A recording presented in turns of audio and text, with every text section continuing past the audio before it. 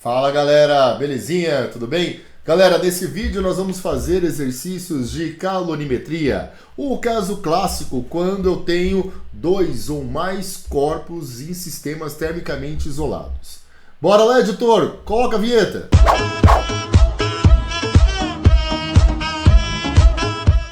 Bora lá então?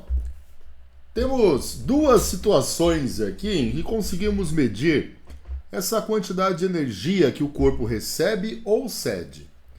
Uma é quando ocorre mudança de temperatura. A gente faz Q, que é a quantidade de energia transferida, né? Ou quantidade de calor, é M de massa vezes C de calor específico vezes a variação de temperatura. Lembrando que a gente também pode calcular essa quantidade de calor a partir da capacidade térmica do material. Então, poderíamos escrever assim também, ó, que é igual a Czão vezes Δθ. O Czão que aparece aqui, ele representa a capacidade térmica do material, enquanto que o Czinho é o calor específico. Ok. Quando tem mudança de estado físico, aí eu posso calcular dessa maneira. M, que é a massa da substância, vezes o calor latente, que é simbolizado por L. Então, tendo mudança de estado físico para substâncias puras, né, que é só o que a gente vê na física, ml. Se tem mudança de temperatura, mc Δθ. Ok. Mas a clássica situação que a gente se depara tanto no Enem, FUVEST, Unesp, é quando eu misturo corpos com temperaturas diferentes e eu quero encontrar o valor da temperatura de equilíbrio. Veja só esse exemplo. São colocados 10 gramas de água a 90 graus Celsius. Então nós temos aqui uma porção de água mais quente. Qual é essa porção de água mais quente que eu vou chamar por M1? Essa porção de água é igual a 10 gramas. Temperatura inicial dessa água, 90 graus Celsius. Ok. Eu vou misturar com uma porção de água mais fria. A porção de água mais fria eu vou chamar de massa 2, M2. A massa vale 90 gramas. E a temperatura no início é igual a 10 graus Celsius. Ora, o que eu preciso considerar aqui? Em um calorímetro perfeito, não tem trocas de energia com o meio externo. Então, se eu pegar a quantidade de calor cedido mais a quantidade de calor recebido, o resultado disso aqui vai ser zero. Quem cede é o mais quente, quem recebe é o mais frio. Então vamos lá. M1 vezes C vezes a variação de temperatura do 1. Qual é a temperatura final dele? Não sei. Então eu escrevo aqui a variação de temperatura. ΔF menos a temperatura inicial, que é 90. Quem recebe é o mais frio, então é M2 vezes Czinho vezes a variação de temperatura da porção 2. Quanto mede a temperatura final? Não sei. Mas se é de equilíbrio, vai ser igualzinho à temperatura final daquele que estava quente. Então é ΔF menos 10. O que eu escrevo aqui é a variação da temperatura. Olha, gente, o Czinho eu posso cortar. Se eu dividir todo mundo por Czinho, né, inclusive o zero, vai continuar sendo zero, por isso que eu cortei. Aqui a massa de 1 é igual a 10. Então fica 10, que multiplica ΔF e multiplica 90. Mais massa de 2 é 90. Que multiplica ΔF e multiplica menos 10. Vamos aplicar a distributiva agora. Vou fazer isso aqui, ó. Vou sair multiplicando, certo? Vamos fazer passo a passo, com calma. 10 θF menos 10 vezes 90, 900, mais 90 θF, 90 θF, menos 90 vezes 10, 900. Isso aqui é igual a zero. 10 θF mais 90 θF, 100. O que é θF? É o que ele pediu, é a temperatura de equilíbrio. Menos 900 com menos 900 é menos 1.800. Tudo isso é igual a zero. Passa 1.800 para o outro lado. Passei. Então, a temperatura final vai ser igual a 1.800 dividido por 100. Ou seja, essa temperatura de equilíbrio, 18 graus Celsius. É assim que nós vamos resolver os exercícios que envolver sistema termicamente isolado, ok? Dá uma olhadinha com calma. Lembrando, qualquer dúvida, coloca nos comentários. Bora para mais uma? Olha esse segundo exercício aqui. Na internet encontra-se informação que para gelar 20 garrafas de refrigerante são necessários 10 quilogramas de gelo. Considere que as temperaturas iniciais do gelo e das garrafas sejam respectivamente iguais a 0 e 25 graus Celsius. Que todo gelo se funda e que a temperatura final de equilíbrio seja zero. Sabendo que todo o calor cedido pelo gelo foi absorvido pelas garrafas e que o calor latente de fusão do gelo é de 80 calorias por grama, a capacidade térmica de cada garrafa de refrigerante vai ser igual a quanto? Bom, o que ele me pergunta aqui? A capacidade térmica. Então, a pergunta dele aqui foi quanto mede o Czão. O que nós temos? Vamos organizar. Temos gelo. Qual é a massa de gelo que nós temos? 10 quilogramas. Qual é o calor latente do gelo? 80 calorias por grama. Ok? O gelo vai fundir. Se ele vai fundir, significa que ele vai absorver energia. E ele absorve energia de alguém mais quente. Quem é mais quente que ele vai absorver? Da garrafa. Da garrafa de refri. Qual é a massa da garrafa? Não sei. Ele não cita nada a respeito da massa da garrafa. O que eu quero é a capacidade térmica da garrafa. É o Czão da garrafa. Qual é a temperatura inicial da garrafa? 25 graus Celsius. E a temperatura final? 0 graus Celsius. Reparem que o gelo não muda a temperatura, ele só vai mudar de estado físico. Quem muda a temperatura é apenas a garrafa. Então, se eu pegar quantidade de calor cedido mais quantidade de calor recebido, o resultado é zero.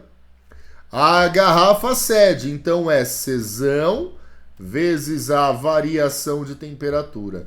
Mas tem um detalhe, são 20 garrafas. Quem recebe é o gelo, mas o gelo ao receber apenas muda de estado físico, por isso ml. Aqui eu escrevo 20 vezes o valor de Czão da garrafa, eu não conheço, vezes a variação de temperatura, afinal é zero, a inicial é 25. A massa de gelo, 10 quilogramas, Vamos converter isso aqui para gramas. Vezes o calor latente. 80 calorias por grama. Por isso que nós mudamos para gramas. Ok? Menos 25 vezes 20. Menos 500. Vezes o valor da capacidade térmica do gelo. Mais 800 mil. Tudo isso igual a zero. Já está acabando. Olha só. 800 mil é igual a 500 vezes Czão do gelo. A gente pode simplificar. 2 zeros, 2 zeros. Então o resultado vai ser 8.000 dividido por 5. A capacidade térmica da garrafa, 1.600 calorias por grau Celsius. Ok? Belezinha? Hora do print da tela. Vamos para mais um? O próximo é bacana, o próximo é da FUVEST. Vamos lá? Bora lá, galera, para esse exercício da FUVEST, então. Vejam só. Esse exercício aqui é mais delicado um pouquinho. Eu preciso dividir ele em duas partes. Vamos ler o problema. Primeira parte do problema. Para esfriar um copo contendo 250 ml de água fervente a 100 graus Celsius, é comum utilizar o seguinte método. Colocar esse copo dentro de uma vasilha em contato com 1 litro de água a temperatura ambiente de 25 graus Celsius. Esperar que entre em equilíbrio térmico. Vamos fazer isso? Se eu pegar a quantidade de calor cedido mais a quantidade de calor recebido, o resultado é zero. Quem cede é o mais quente. Então eu vou pegar, massa de água quente vezes o calor específico, vezes a variação da temperatura da água mais quente. Quem recebe é o mais frio, então é a massa de água fria, vezes o calor específico da água, vezes a variação de temperatura da água mais fria. Tudo isso aqui igual a zero. Eu posso dividir todo mundo por Czinho, então isso aqui some, sumiu. 0 por Czinho é 0. Massa da água quente. Como é água, a densidade é de 1 grama por centímetro cúbico, ou 1 grama por mililitro. Então a massa corresponde a 250 gramas também. Variação da temperatura é temperatura final, menos o valor da temperatura inicial, que é 100. Mais massa da água fria, 1000 gramas. É 1 litro, né? 1000 mililitros, 1000 gramas. Porque a densidade é de 1 para 1. Vezes a variação de temperatura, que é a temperatura final, menos a temperatura inicial, 25 graus Celsius. Tudo isso aqui igual a zero. Ok?